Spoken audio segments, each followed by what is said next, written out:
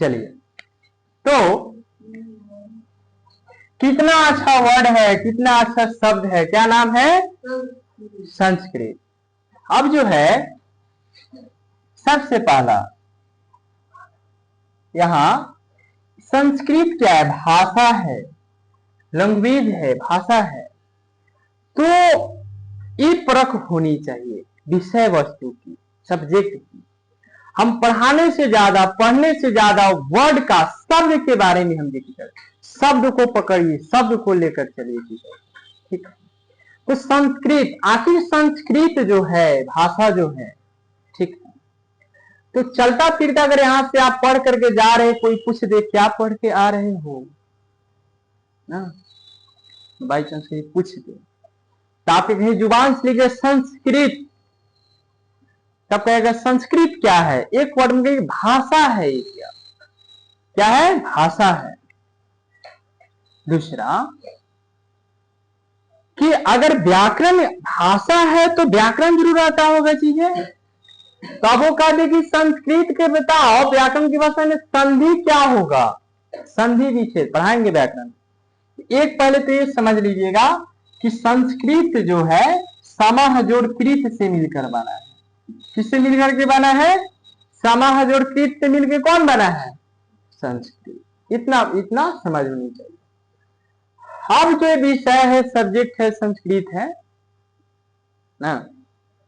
जैसा कि आप सुन पा रहे हैं, अभी के समय में, अभी के जनरेशन में, अभी के पीढ़ी में क्या हुआ है कि इंग्लिश, सीबीएसई का बढ़ावा, अंग्रेजी का बढ़ावा हो रहा है। इंग्लिश में चीजों को सीखिए, पढ़िए। ज्यादा से ज्यादा लोग किससे एफर्ट लगा? इंग्लिश भाषा को, अंग्रेजी भाषा को। ऐसे ही सोचिए थोड़ा देर के लिए, समझिए कि एक समय था, प्राचीन काल की बात कर रहे, बहुत समय पहले की हम बात कर रहे हैं। रामायण महाभारत जब सुन पा रहे, उस समय पहले की बात कर रहे हैं। जैसे आज सीबीएसई अंग्रेजी का प्रचलन चल रहा है, बहुत न केवल हिंदी, इस सब चीजों का। उस जमाने में, उस समय में, उस काल में, वैदिक कालीन, वैदिक काल ऐसे करके बोलते हैं, उस समय में सबसे ज्यादा भाषा का यूज होने वाला कौन था? संस्कृत। ठीक। और ये भी आपके एग्जाम में, बोर्ड एग्जाम में फुल मार्क्स दिखते हैं संस्कृत का, इस पे ध्यान देना। दूसरा, अभी संस्कृत में हम लोग जो चैप्टर है, वो चैप्टर कौन सा है? 1। ठीक है।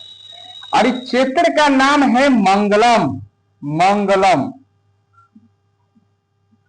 चैप्टर का नाम क्या है? मंगलम। क्या नाम है चैप्टर का? मंगलम। और मंगलम का क्या अर्थ होता है? मंगलम का अर्थ होता है कल्याणकारी। कल्याणकारी। मंगलम का क्या अर्थ होता है? कल्याणकारी। मंगलम का क्या अर्थ होता है? बोलो, मंगलम का क्या अर्थ होता है? कल्याणकारी। सोचिए ना थोड़ा देर के लिए, आप समझिए कि जब आप कोई नया भवन बनवाते, घर बनाते, या कोई नया बिजनेस, व्यापार जब शुरू करते हैं, या घर पे पूजा पाठ जब होता है, आयोजन होता है, तो संस्कृत के मंत्रों द्वारा पंडित को बुला करके पहले क्या करते हैं? चीजों को शुभारंभ करते हैं। पंडितों की क्या करते हैं? चीजों को खूब सजा करके, मंत्र उच्चारण करके कि खूब चले, खूब बढ़े, आगे बढ़े, जो भी व्यापार है, जो भी चीजें है ना, करते कि नहीं करते? तो वहां किसकी कामना करते हैं? जब नई नई कोई शुरुआत करते हैं तो किसकी कामना करते हैं? मंगलमय की, कल्याणकारी की। अब वहां जाकर कोई कह दे राम नाम सत्य है, अब सब लोग जुटा है कि खूब अच्छा हो, बरकत हो, आगे बढ़े, बड़े चीज है ना। और आप वहां पे अब ऐसा उच्चारण कर दीजिए जिससे कि, तो अब वहां पे क्या होगा? वो मंगल नहीं, या मंगल वाले चीजें हो जाएंगे। ठीक है। तो वही चीज है, चैप्टर हम लोग का मंगलम, और क्या नाम है इसका? अर्थ क्या है? कल्याणकारी। कल्याणकारी बातें की गई इसमें, जिससे आपके कल्याण हो, जिससे आपकी सद्बुद्धि जगे, आप अच्छे बरकत करे, चीजों को समझ पाए। ठीक है।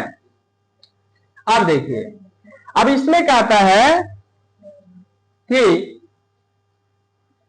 उपनिषद उपनिषद वैदिक वाङ्मयस्य अंतिमे भागे दर्शन शास्त्र से सिद्धांतम प्रकटयन्ति।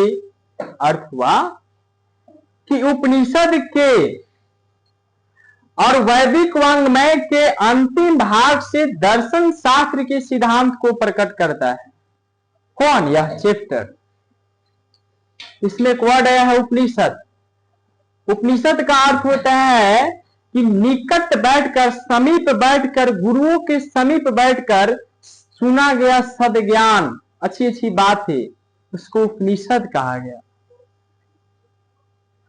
आगे कहता है कि सर्वत्र परम पुरुष से परमात्मना महिमा प्रधान थे।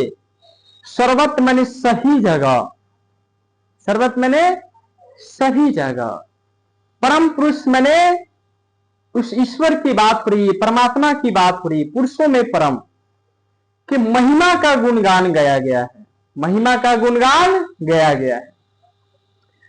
आगे कहता है कि तेन परमात्मना जगत व्याप्त अनुशासितम च अस्ति। तेन मने उनके द्वारा, तेन मने उनके द्वारा, किनके द्वारा? परमात्मा के द्वारा। जगत मने संसार, उन परमात्मा के द्वारा यह संसार व्याप्त रूप में, अनुशासित रूप में फैला हुआ है। किसके द्वारा?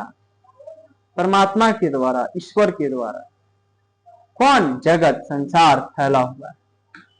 आगे स एवं सर्वेशाम तपसाम परम लक्ष्यम। सबको उनका पाना परम तप एवं क्या है? लक्ष्य है। किनको? भगवान को, परमात्मा को। अच्छा, कौन पूजा पाठ मंदिर में या आप घर पे करते, कौन नहीं चाहता है कि हमको भगवान की दर्शन हो जाए, भगवान हमको प्राप्त हो? सब चाहते हैं, लेकिन संभव नहीं। आगे कहता है पाठे परमपरा उपनिषदा पदात्मका पंच मात्रा संकलिता संति। मतलब इस पाठ में पंच माने 5 मंत्र संकलित किया गया। किसके रूप में? पद के रूप में। एग्जाम में आया हुआ क्वेश्चन है, ध्यान रखिएगा कि मंगलम पाठ में जो मंत्र है किसके रूप में संकलित किया गया है? पद के रूप में। और कितना मंत्र? 5 मंत्र। यह बहु बोर्ड एग्जाम में पूछा गया सब क्वेश्चन, ठीक। दूसरा, अब इसे प्रथम जो श्लोक क्या है 5 मंत्र में, श्लोक में प्रथम श्लोक है कि हिरण्मय पात्रेण सत्स्य अपि हितम मुखम तत्वम प्रश्न अपवामि सत धर्माय दृष्ट है। मेरे भैया, अभी जो हम बोल पा रहे हैं ये आप नहीं समझ पा रहे हैं सर क्या बोल रहे हैं। अर्थात हिंदी में इसका अर्थ होता है कि हिरण्मय पात्रेण माने हीरे सा, सोने जैसे पात्र से सत्स्य अपि, सत्य का मुंह ढका हुआ है। सोने जैसे पात्र से किसका मुंह ढका हुआ है? सत्य का मुंह। हीरे जैसे पात्र से किसका मुंह ढका हुआ है? सत्य का मुंह ढका हुआ है। और उस सत्य धर्म की प्राप्ति के लिए मन से मोह माया को त्याग देना, तभी सत्य धर्म की प्राप्ति संभव है। इसका अर्थ यह करता। अब जैसे अपने दैनिक जीवन में चीजों को समझ सकते हैं कि कोई भी व्यक्ति, देखिएगा, ज्यादा करके सच्चाई को ऐसे छुपाएगा, सही को ऐसे छुपाएगा जैसे उसका सोना है, हीरा है, धन है, संपत्ति है, चुरा लेगा कोई सच बोलेगा तो। लेकिन सच सच होता है, एक ना एक दिन उभर करके समाज में आ ही जाता है। इसीलिए कहा गया है कि हिरण्मय पात्र सत्य अपि हितम मुखम तत्वम प्रश्न अपवामि सत्य धर्माय दृष्ट है।